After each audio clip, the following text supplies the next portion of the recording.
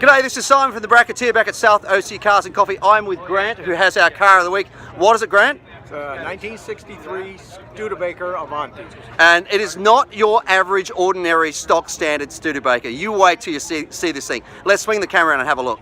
So, walking up to this car, Grant, it's pretty obvious that this is not your average stock standard Studebaker. The wheels, for example, the Moonies, you only pretty much see them on salt flat cars or cars trying to do speed records. So tell me about that.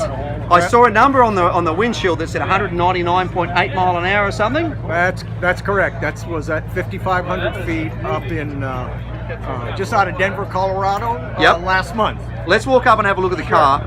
I mean, and I want to emphasize that because 199.8 at sea level would be one thing, but to do it at 5,500 feet where the air is thin is pretty exceptional. I mean, that you must have been pretty happy with that. You must have also been kicking yourself that you didn't get that extra 2.2 of a mile an hour, huh? Well, it wasn't really disappointing because the car at sea level will run about 204, 205, so we were expecting it not to run quite as fast. That's awesome. Yeah. So let's talk about the engine first of all. You're running a ProCharger on it. No, it's just a ProCharger hat. Oh, okay. It's actually a Precision 76 millimeter turbocharger. Okay, interesting. Yeah. So I get what you're doing now. So now you're running the ProCharger hat. You've got a turbocharger, obviously running. Oh, there we go. Down here, I didn't even see that down there. Amazing. There's your intercooler over there. Everything on this thing is just so well done. Let's talk about the base of the motor. It's still a Studebaker motor? It's still a 1963 Studebaker motor. It's 291 cubic inches. Yep. The whole car is Studebaker. The only thing that's not Studebaker on it is a transmission, which is a turbo 350. Right. That's built. It puts out almost 1,000 horsepower at the flywheel. Good Lord. It puts out 760 horsepower to the rear wheels. Wow. Yeah. So if I was a guessing man, I would say you have to be running in excess of 20 pounds of boost on this thing.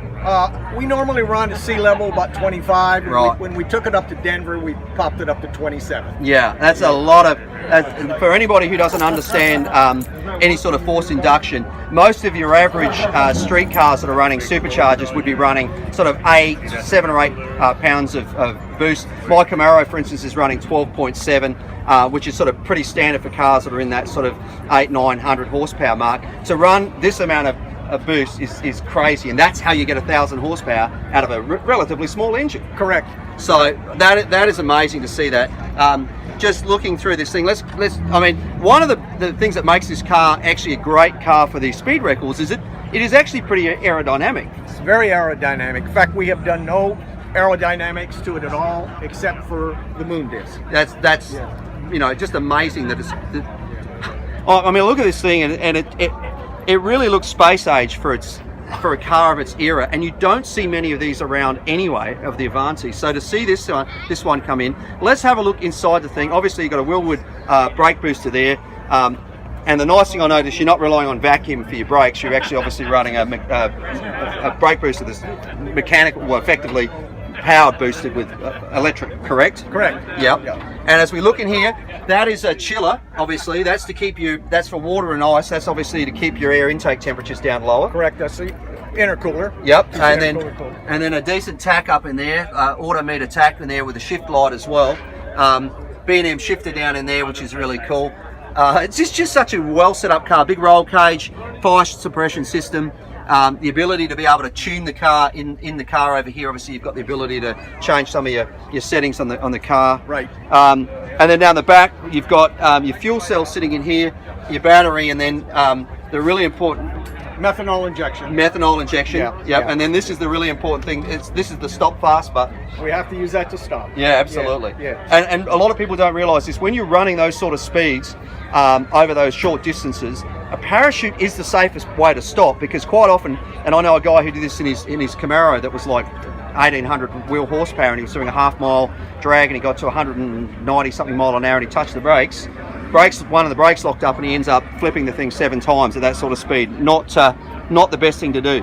So This car is amazing, Grant. I really appreciate you bringing it out. As the winner of our car of the week, you get this awesome Meguiar's Complete Care Kit, which has the sponge, cleaner wax, scratch remover, car wash, glass cleaner, interior detail and also that hot shine foam, you can keep this beautiful Avanti looking as good as it does and keep a shine on it to keep that speed up. So yeah, we'll use it next time out. excellent. Well, congratulations. Thank you so much. Appreciate it.